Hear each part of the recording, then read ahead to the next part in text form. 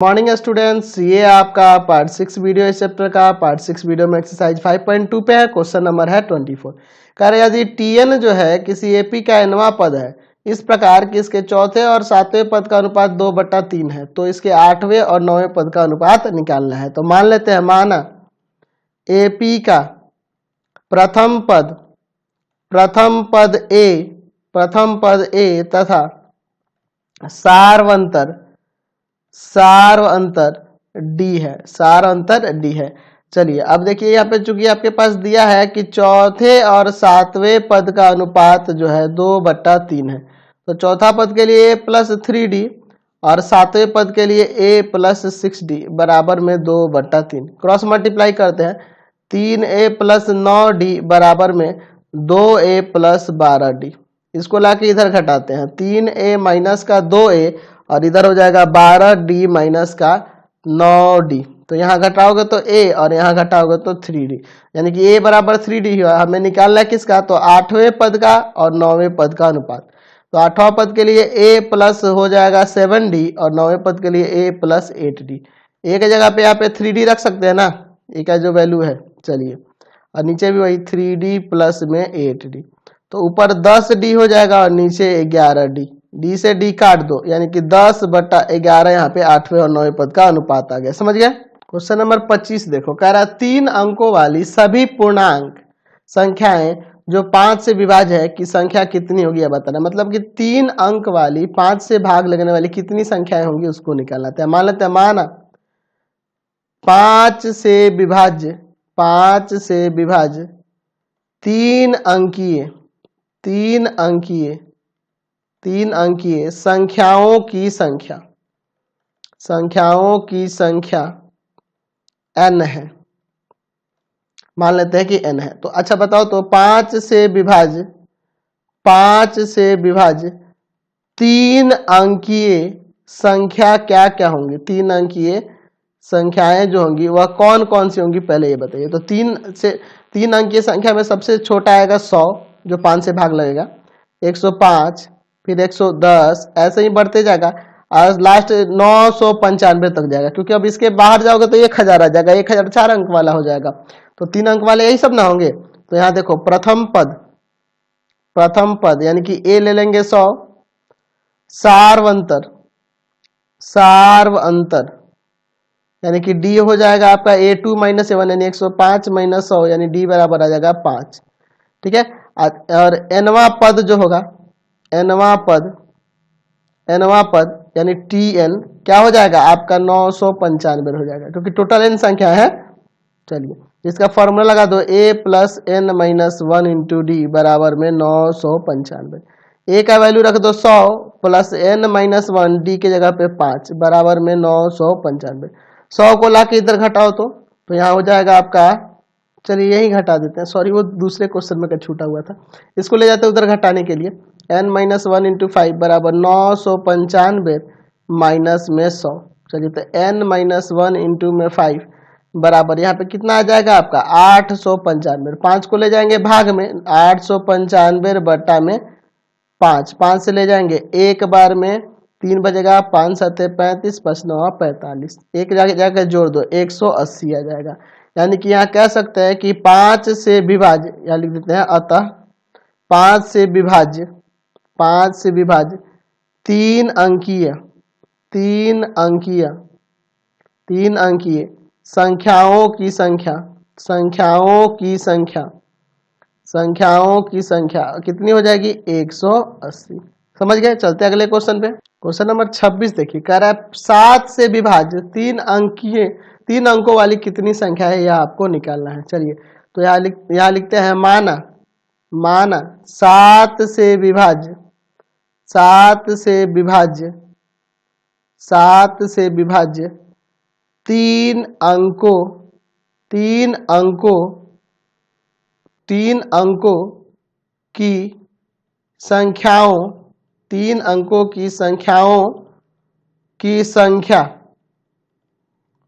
अंकों की संख्याओं की संख्या n है।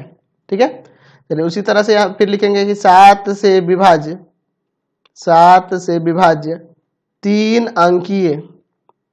अंकीय संख्याएं कौन कौन सी होंगी। तो 7 से विभाजित 3 अंकीय संख्या सबसे पहले तो आपका अगर बात करें 3 अंकों की संख्या तो वो 100 से लेकर 999 तक होती है, लेकिन इसमें जो 7 से भाग लगेगा उसी को ना लेना है। तो 100 में तो लगेगा नहीं, 101 में भी नहीं लगेगा, सीधे वो 105 में लगेगा, फिर 112 में लगेगा, फिर 119 में लगेगा, इसी तरह से कहाँ तक जाएगा। तो आपका 999 में भी नहीं लगेगा, सीधे 994 में लगेगा। ठीक है, उसके बाद किसी में भी नहीं लगेगा। यानी कि ये इसकी टोटल संख्या कितनी माने हैं हम लोग, n माने हैं। चलिए यहाँ पे भी उसी तरह से लिखेंगे कि प्रथम पद यानी कि a जो है आपका 105 है। सार्वंतर यानी कि यहाँ पे d क्या हो जाएगा, तो 112 माइनस 105 यानी कि d बराबर यहाँ से 7 आ जाएगा। ठीक है, अच्छा 7 आ गया। अब चूंकि nवां पद हम लोग यहाँ पे किसको लेंगे, nवां पद यानी tn an कुछ भी लिख सकते हैं, tn 994। फॉर्मूला लगा दो, a plus n minus 1 into D बराबर में 994। तो यहाँ a का वैल्यू कितना है, 105 ना। चलिए a का वैल्यू रखो 105 प्लस n माइनस 1 और d का वैल्यू 7 बराबर में 994। 105 को दर घटाओ, n माइनस 1 इंटू 7 बराबर 994 और माइनस में 105। n माइनस 1 गुना में 7 बराबर, यहाँ घटाओगे तो क्या होगा, 14 में से 5 गया 9, यहाँ पे 8 बचा, यहाँ 8 बचा, 7 को ले जाएंगे भाग में, n माइनस 1 बराबर 889 बटा में 7, 7 से काटेंगे, 7 7 दूना 14 और 7 7 49, एक जाकर जोड़ दो तो 127 प्लस 1 128 हो जाएगा। यानी कि यहाँ कह सकते हैं अतः 7 से विभाज्य 3 अंकीय संख्याओं की संख्या कितनी है, तो 128 है। समझ गए। चलते हैं नेक्स्ट क्वेश्चन पे। चलो अगला क्वेश्चन देखो 27 नंबर, कह रहा है किसी एपी का nवां पद tn है तथा दर्शाइए कि इसके mवें पद और प्लस 2n प्लस mवें पद का योग जो होगा वह बराबर होगा 2 गुना होगा किसका, m प्लस nवें पद के। चलिए तो यहाँ मान लेते हैं, माना एपी का प्रथम पद a तथा सार्वंतर d है, सार्वंतर d है। चलिए अब यहाँ पे हम लोग LHS लेते हैं। LHS में क्या दिया है, तो mवां पद प्लस में 2n प्लस mवां पद। तो mवां पद का फॉर्मूला हो जाएगा यहाँ पे a plus m minus 1 into D, और इसका क्या हो जाएगा a plus 2n plus m minus 1 into D. तो a जुड़ जाएगा 2a, इसको जोड़ दो तो यहाँ से आप d कॉमन कर लेंगे, m माइनस 1 प्लस में 2n प्लस में m माइनस में 1 इंटू डी। चलिए तो 2a प्लस यहाँ पे क्या हो जाएगा आपका 2n माइनस 2 इंटू डी, सब में से 2 बाहर निकाल दो, यहाँ पे a बचेगा, यहाँ बच जाएगा m plus n minus 1 into में d। तो यह अंदर जो फॉर्मूला दिख रहा है यह किसका दिख रहा है फॉर्मूला, या m प्लस nवें पद का फॉर्मूला हो जाएगा ना। तो यही तो था आपका RHS में, यही ना लाना था। तो LHS बराबर RHS प्रूफ हो गया। चलते हैं नेक्स्ट क्वेश्चन में। क्वेश्चन नंबर 28 देखो, कह रहा है यदि यहाँ दिया है 5a प्लस 2 4a माइनस 1 और a प्लस 2 AP में है तो a का मान ज्ञात करना है। बहुत सिंपल है, 5a प्लस 2 4a माइनस 1 और a प्लस 2 ये क्या है जी, AP में है। तो AP में है तो दूसरे पद में से पहले पद को घटा लो, 4a minus 1 minus 5a plus 2 बराबर हम लोग लिख सकते हैं a3 माइनस a2, यानी तीसरा पद माइनस दूसरा पद, ऐसे लिख सकते हैं ना। चलिए इसको सॉल्व करते हैं। 4a माइनस 1 माइनस का 5a माइनस का 2 हो जाएगा, और यहाँ क्या होगा, तो a प्लस 2 माइनस का 4a प्लस का 1। चलो यहाँ पे हो जाएगा माइनस का a माइनस का 3, और यहाँ हो जाएगा आपका माइनस का 3a और प्लस का 3। तो माइनस का 3a इधर भेज दो, तो माइनस का a प्लस का 3a और माइनस का 3 इधर भेज दो, तो 3 प्लस 3, यहाँ 2a बराबर 6, यानी a बराबर आ जाएगा 6/2, कट के 3 आ गया, a का वैल्यू यहाँ से 3 आ गया। चलते हैं नेक्स्ट क्वेश्चन पे। क्वेश्चन नंबर 29 देखो, किसी अनुक्रम का nवां पद 2n प्लस 1 है, क्या यह अनुक्रम AP में है, यदि है तो इसका प्रथम पद और सार्वंतर ज्ञात करें। तो यहाँ लिखते हैं, माना या फिर मानने की क्या जरूरत है, इसमें तो सीधे ही दिया है। एनवा पद मान लेते हैं, एनवा पद 2n+1 है। अनुक्रम का एनवा पद दिया हुआ है 2n+1, ठीक है। tn भी लिख सकते थे, कोई दिक्कत नहीं है। चलो यहाँ पे हम लोग ना इसका पहला पद, दूसरा पद और तीसरा पद निकालेंगे। एपी में चेक करना है ना, तो पहला पद हो जाएगा 2 गुना 1 + 1, 2 1 3। दूसरा पद n बराबर 2 पर क्या आ जाएगा, a2 बराबर आ जाएगा 2 गुना 2 + 1, 2 दूना 4 1 5। n बराबर 3 पर तीसरा पद निकालेंगे तो a3 बराबर में हो जाएगा 2 गुना 3 + 1, 3 1 6 1 7, 3 दूना 6 1 7 हो जाएगा यहाँ पे, है ना। चलिए तो हम लोग d निकालेंगे ना चेक करने के लिए, a2 - a1 या a3 - a2 करके, ठीक है। यानी कि यहाँ पे हो जाएगा 5 - 3 2, यहाँ पे 7 - 5 2। दोनों कंडीशन में सार अंतर समान है, अतः अनुक्रम एपी में है।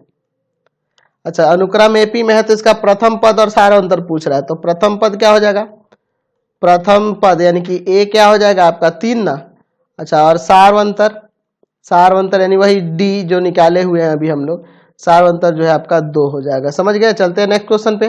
क्वेश्चन नंबर 30 देखा जाए। कह रहा है किसी एपी का चौथे और 8वें पदों का योग जो है 24 है, छठे और 10वें पदों का योग 44 है, तो एपी का प्रथम 3 पद ज्ञात करना है। चलिए देखते हैं। यहाँ मान लेते हैं, माना एपी का प्रथम पद ए तथा सारवंतर डी है। प्रथम पद ए है और सारवंतर डी है। अच्छा, प्रश्न से क्या कह रहा है, चौथे पद का और 8वें पद का योग जो है 24 है, और फिर कह रहा है छठे पद का और 10वें पद का योग जो है आपका 44 है। चलिए तो इसको हम लोग a + 3d चौथे पद को और 8वें पद को a + 7d बराबर में 24, यहाँ से हो जाएगा आपका कितना 2a + में 10d बराबर में 24। यहाँ से 2 कॉमन कर लेते हैं, a + 5d बराबर में 24, 2 को भाग में ले जाएंगे तो a + 5d बराबर 12 आ जाएगा, समीकरण 1। उसी तरह से छठा पद यहाँ दिया है तो छठे पद को a + 5d और 10वां पद यानी कि a + 9d बराबर में 44। एक काम करो, यहाँ भी जोड़ो, 2a + में 14d बराबर में 44, यहाँ से 2 कॉमन कर लेते हैं, है ना। तो 2 कॉमन करेंगे तो हो जाएगा a + 7d बराबर में 44, 2 को ले जाएंगे भाग में यानी a + 7d बराबर में 22 हो जाएगा, समीकरण 2। समीकरण 1 और 2 से पहले a और d का मान निकालते हैं। तो चलिए लिखते हैं समीकरण 1 तथा 2 से, समीकरण 1 तथा 2 से a + 5d बराबर 12 और यहाँ a + 7d बराबर में 22। चलिए यहाँ पे साइन बदलते हैं, माइनस माइनस माइनस, यहाँ a से a कट गया, माइनस का 2d बराबर माइनस का 10, तो माइनस माइनस काट देंगे, 2 जाएगा भाग में यानी कि d का मान आ जाएगा 5।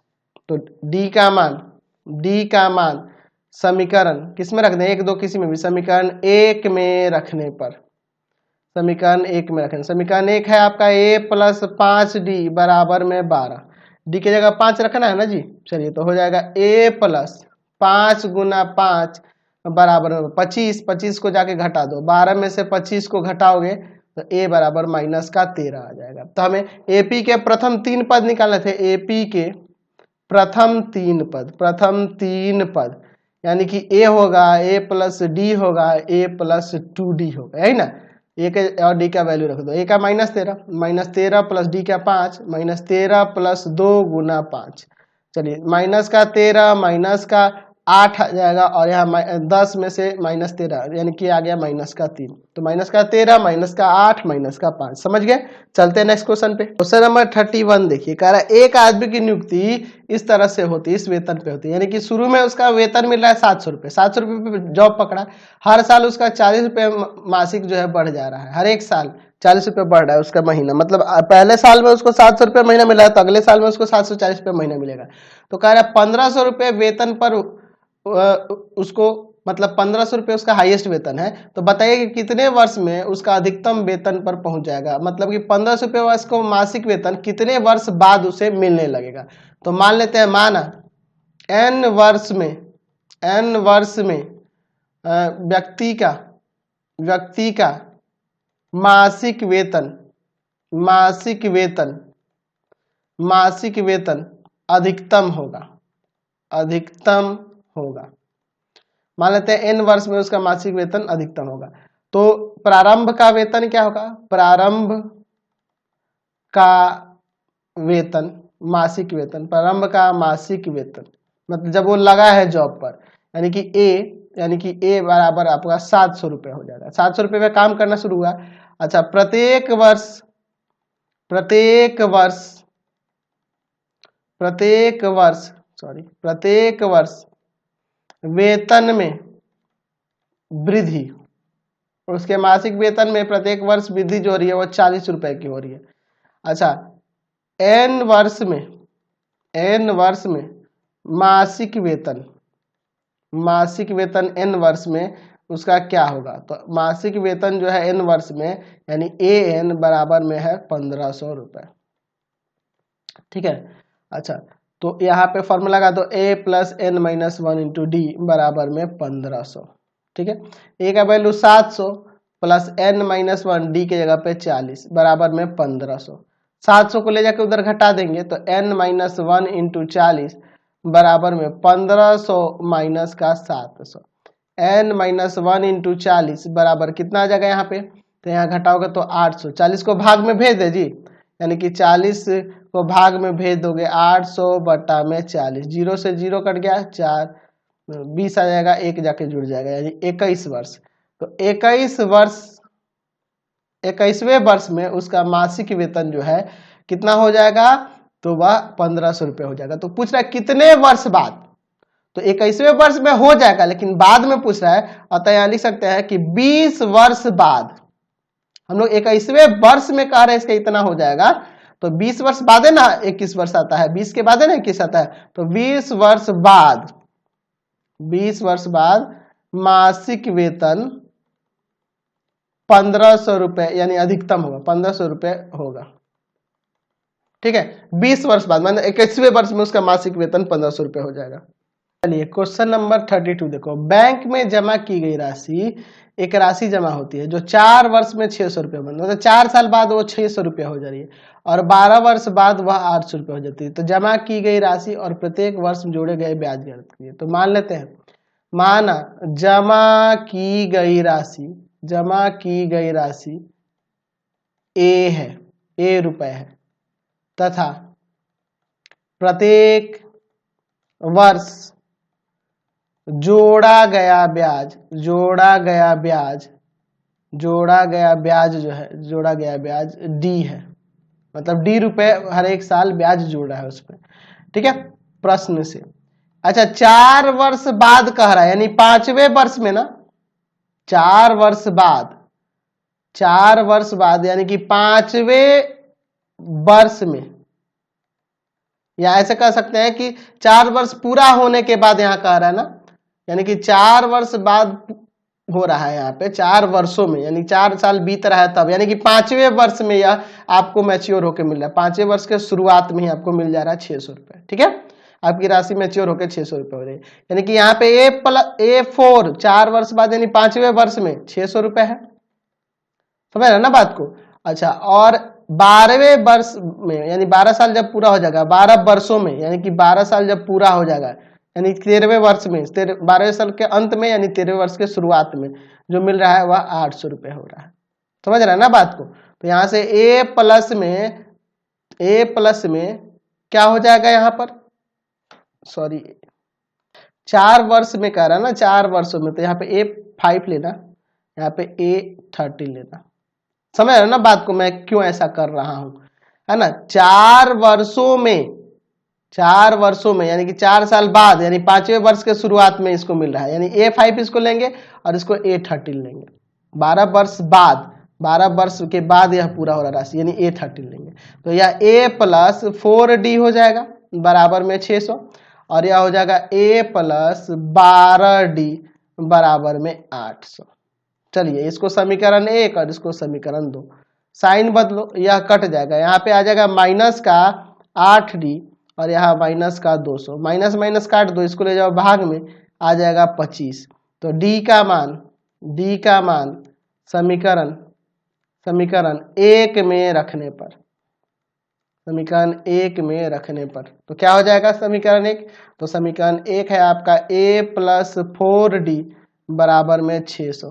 तो a प्लस 4d की जगह पे 25 बराबर 600, तो ये 100 हो जाएगा। a प्लस 100 बराबर में 600, 100 को लेकर घटाएंगे तो a बराबर आ जाएगा 500। यानी कि यहाँ कह सकते हैं कि जमा की गई राशि 500 रुपये, जमा की गई राशि 500 रुपये है। अच्छा, और प्रत्येक वर्ष का ब्याज, प्रत्येक वर्ष का ब्याज जो है वह कितना है? तो वह 25 रुपये है, 25 रुपये। प्रत्येक वर्ष का ब्याज 25 रुपये है। क्वेश्चन नंबर 33 देखो, बहुत ही सिंपल सा क्वेश्चन है। एक आदमी अपने ऋण की अदायगी में प्रथम किस्त 100 रुपये देता है। यदि वह मासिक किस्त में 5 रुपये की वृद्धि करता है तो वह 30वीं किस्त में कितनी राशि देगा? तो यहाँ प्रथम किस्त जो है, प्रथम किस्त हम लोग मान लेते हैं ए, उसको मान लेते हैं 100 रुपये। अच्छा, प्रत्येक किस्त में वृद्धि जो हो रही है, प्रत्येक किस्त में वृद्धि जो हो रही है वह वृद्धि जो है उसको डी ले लो, और डी जो है 5 रुपये का है।